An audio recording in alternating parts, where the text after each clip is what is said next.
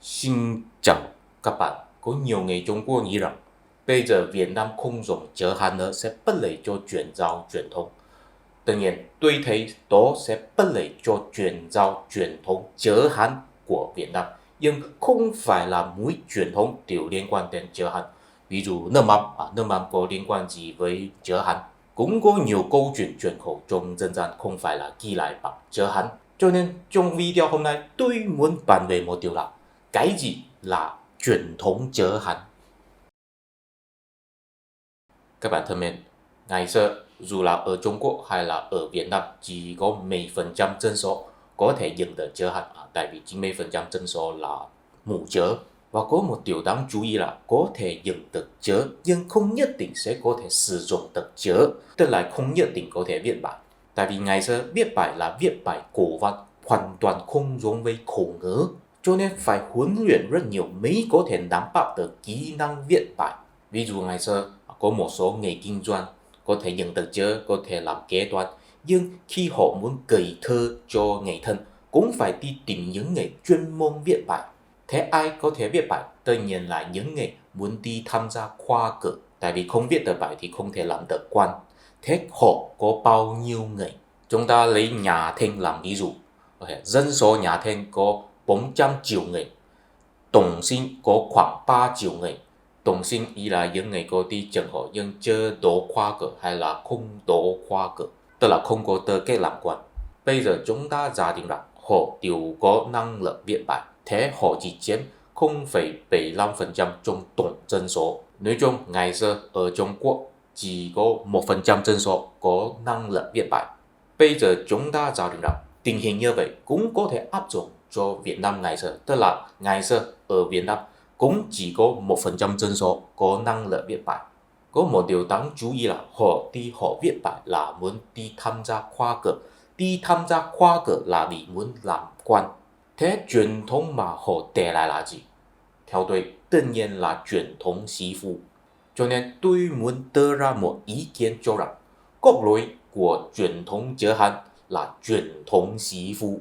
Nói đến đây tất nhiên sẽ có người nói rằng nhưng cũng có nhiều kinh điển chữ Hán không phải là liên quan đến truyền thống sĩ phu, ví dụ kinh Phật hay là kinh điển đạo giáo hay là những kỷ lục về cuộc sống, vân vân. Đúng, hoàn toàn đúng, nhưng đối với tôi chỉ có những kinh điển nho giáo hay là những kinh điển liên quan đến truyền thống sĩ phu là nhất định phải biết được chữ Hán mới có thể truyền giao. Ý là nếu không có ai có thể dùng được chữ Hán nữa thì truyền thống sĩ phu chắc chắn sẽ bị biến mất. Nhưng đối với những truyền thống khác, ví dụ truyền thống Phật giáo hay là truyền thống Đạo giáo, thì không nhất định phải dựa vào chữ Hán mới có thể truyền giao. Thậm chí có một số nội dung của chúng là không cần truyền giao bằng chữ Hán. Nhưng mà trước khi giải thích điều đó, chúng ta phải làm rõ về một điều là cái gì là truyền thống sĩ phu. Các bạn thân mến, sĩ phu là chỉ những người làm quan hoặc muốn làm quan nhưng không làm được quan. Nhưng có một điều đáng chú ý là sĩ phu không giống với người thống trị.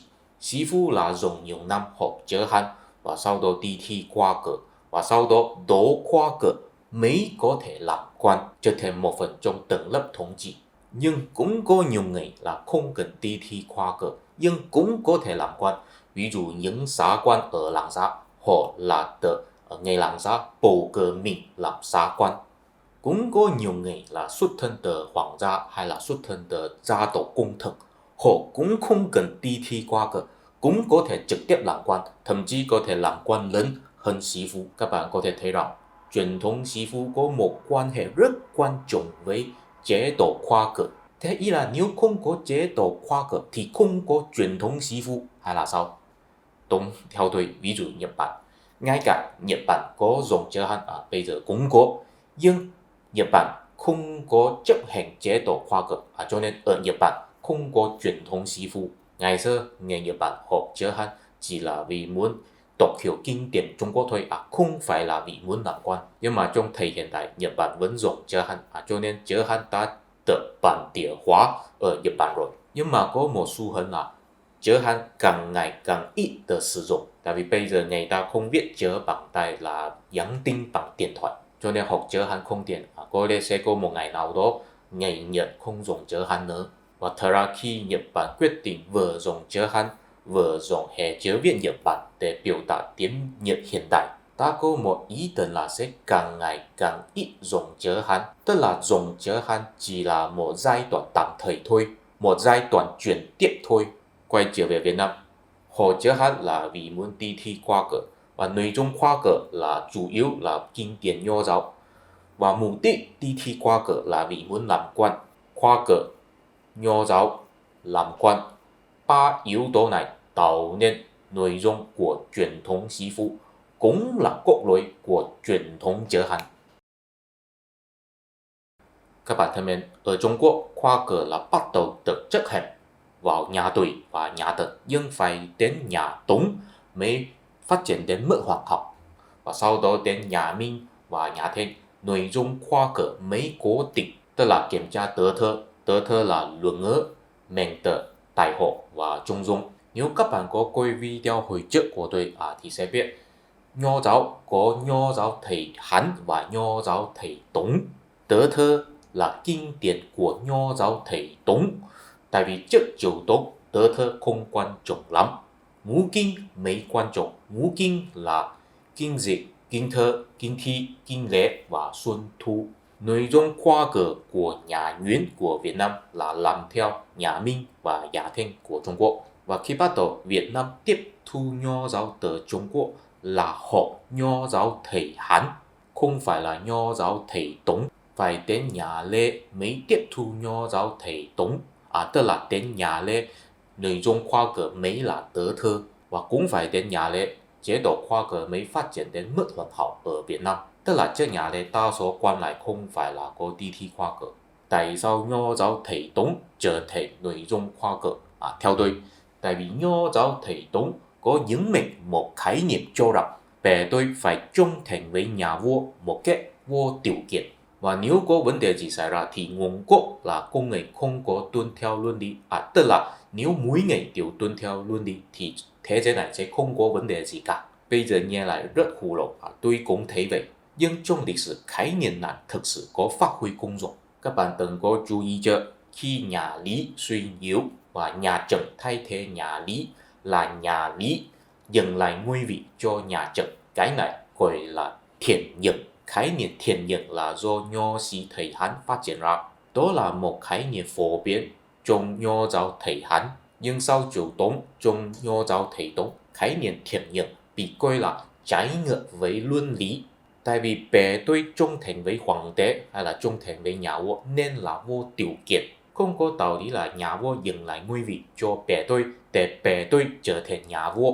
Khi nhà Lê suy yếu, Mạc Đăng Dung muốn thay thế cũng là nói rằng nhà Lê phải nhận lại ngôi vị cho mình, nhưng ít người ủng hộ. Cho nên chính quyền của Mạc Đăng Dung không vững chắc. Sau đó nhà Lê Trung Hưng có Trịnh Nguyễn phân tranh. Khi đó Chúa Trịnh đã kiểm soát triều đình Trung Ân một cách thực tế rồi. Nếu là trong thời nhà Trần hay là nhà Lý, thật ra có thể trực tiếp yêu cầu nhà vua nhận lại ngôi vị, nhưng Chúa Trịnh không dám. Theo tôi, đó chính là kết quả là Việt Nam tiếp thu nho giáo thầy Tống. Nhưng mà trên thực tế tất nhiên là không phải chỉ có một khái niệm phát huy công dụng, tất nhiên phải có một cơ sở xã hội, đó chính là sĩ phu. Sĩ phu là vì có đỗ khoa cử cho nên có thể làm quan, là hoàn toàn dựa vào năng lực của mình. Thế là năng lực gì? Tất nhiên là năng lực viết bài. Nhưng sau khi làm quan rồi thì không thể cho người ta nghĩ rằng mình chỉ là có thể viết bài văn thôi. Tại vì nội dung khoa cử là tớ thơ, nội dung tớ thơ là những miệng phải tu dưỡng tính tình, phải có đạo đức, phải trung thành với hoàng đế. Cho nên sau khi sĩ phu làm quan rồi, họ phải chứng minh cho người ta thấy rằng mình thực sự có đạo đức, nếu không thì sẽ mất mặt và xấu hổ. Cho nên họ cũng rất bảo thủ, kiên trì mỗi thứ đều phải tuân theo luân lý và lễ phép. Cũng là vì họ là những người thông thạo lễ phép nhiều nhất, cho nên cũng không muốn lễ phép luôn luôn bị thay đổi. Tại vì nếu luôn luôn bị thay đổi thì hình như họ không có chức năng nhiều lắm trong triều đình. Ví dụ Ngô Sĩ Liên, ông là tiến sĩ, cũng góp phần nhiều lắm trong việc biên soạn Đại Việt Sử Ký. Có một câu chuyện cho rằng trong triều Lê, Lê Nhi Dân là công chức của Thái Tông, vốn là Thái tử, nhưng sau đó bị Thái Tông phế truất, và sau khi Thái Tông qua đời, Nhân Tông lên ngôi. Nhân Tông là con thứ ba của Thái Tông, tức là em trai của Lê Nhi Dân. Sau đó Lê Nhi Dân兵变lật đổ Nhân Tông, được lập lên ngôi vị. Nhưng khi đó Ngô Sĩ Liên ủng hộ Lê Nhi Dân ở cấp vị. Tuy toán không phải là Ngô Sĩ Liên không trung thành với Nhân Tông, mà là ông thấy Lê Nhi Dân là công chức, vốn nên kế thừa ngôi vị của Thái Tông theo lễ phép. Như vậy mới phù hợp với lễ phép Nho giáo. Có lẽ là khi Thái Tông xóa bỏ danh vị thái tử của Lê Nhi Dân, Ngô Sĩ Liên đã bất mãn rồi. Nhưng mà khi đó Ngô Sĩ Liên không dám nói ra. Nói chung vì có tính bảo thủ này, truyền thống sĩ phu có giúp ích chính quyền ổn định trong lịch sử Việt Nam và cũng để lại một tư tưởng về tu dân tính tình ở Việt Nam. Đó chủ yếu là được biểu đạt trong tớ thơ, và theo tôi những kinh điển chữ Hán mà không liên quan đến tớ thơ đều không nhất định phải chuyển giao bằng chữ Hán. Các bạn thân mến, tôi phải nhấn mạnh một điều là những kinh điển chữ Hán ở Việt Nam mà không liên quan đến tớ thơ tất nhiên là phải biết chữ Hán mới có thể đọc hiểu. Nhưng sau khi có chuyên gia phiên dịch thành tiếng Việt hiện đại rồi thì những nguyên bản chữ Hán sẽ không quan trọng nữa. Tức là sau khi đó người ta có thể chuyển giao bằng phiên bản tiếng Việt hiện đại, không cần dựa vào nguyên bản chữ Hán nữa.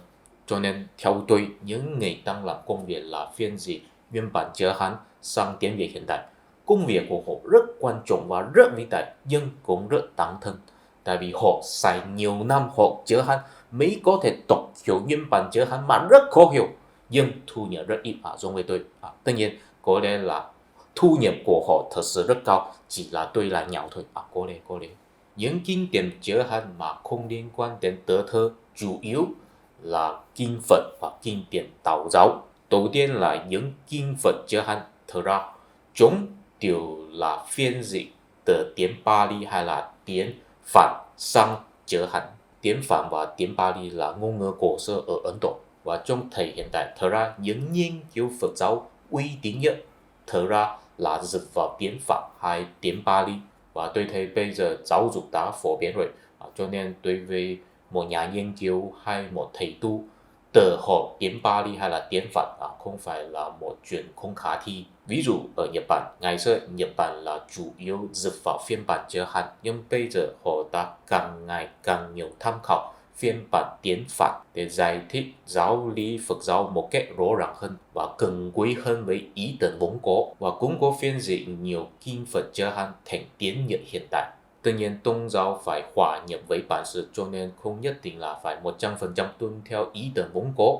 Ví dụ Thiền sư Huệ Năng, thiền sư vĩ đại nhất của Trung Quốc, thầy ấy là người Quảng Đông. Tân Truyện, thầy ấy là một chữ Hán, từng có nói rằng những chữ trong sách hình như là một ngón tay, Phật pháp hình như là mặt trăng. Ngón tay có thể chỉ cho người ta thấy mặt trăng là ở đâu, nhưng nếu bản thân mình có thể trực tiếp nhìn thấy mặt trăng rồi thì ngón tay là không quan trọng nữa. Thế nếu vậy thì đọc kinh Phật bằng tiếng Việt hiện đại có khác biệt gì với đọc phiên bản chữ Hán? Tôi thấy không có. Và nếu muốn hiểu biết ý tưởng vốn có của kinh Phật thì tôi thấy có thể trực tiếp đi đọc tiếng Phạn hay tiếng Pali. Sau đó là kinh điển Đạo giáo. Nội dung của Đạo giáo chủ yếu là liên quan đến lý luận âm dương ngũ hành, và cốt lõi của lý luận âm dương ngũ hành chủ yếu là có hai loại. Một, chiêm tinh học, mục đích là bói toán. Hai, đông y, mục đích là dưỡng sinh. Trong Đạo giáo, tất cả lý luận về nghi lễ và pháp thuật đều là dựa trên hai học vấn này. Nếu những lý luận đều phiên dịch sang tiếng Việt hiện đại rồi thì tôi thấy đi đọc phiên bản chữ Hán chỉ có thể giúp ích rất nhỏ thôi. Tôi thấy đi nghiên cứu thiên văn học và y học có thể giúp ích nhiều hơn, tại vì có thể khoa học hơn và thuyết phục hơn. Chỉ có truyền thống sĩ phụ là phải truyền giao bằng chữ Hán, nhưng theo tôi truyền thống này trong thời hiện đại có lẽ sẽ mang lại một số tính tiêu cực, cho nên không nên hoàn toàn 100% chuyển giao. Thế chi tiết là như thế nào? Tất nhiên xin để tôi dành cho video tiếp theo. Cảm ơn các bạn theo dõi kênh của tôi, và nếu có thể xin tóm lại cho tôi. Mình hẹn gặp lại trong video tiếp theo. Bye bye!